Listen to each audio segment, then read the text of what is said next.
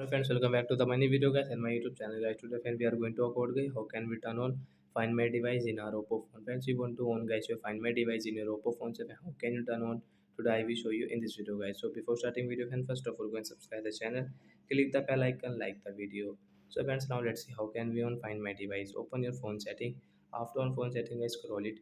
Friends, click on guys your security setting guys, tap here to security, then guys you can see third option find my device setting guys, you can check from here guys, tap here and you want to on, so you can on from this right side. After on guys you can see turn on device location also, so we will have to on guys location as well as, so we will on from here guys and then come back.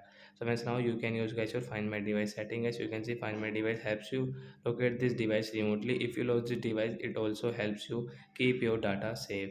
So like that guys, you can turn on your find my device in your Oppo phone. So that's it guys, thanks for watching the video. Bye bye friends, we will meet on next video with new topic.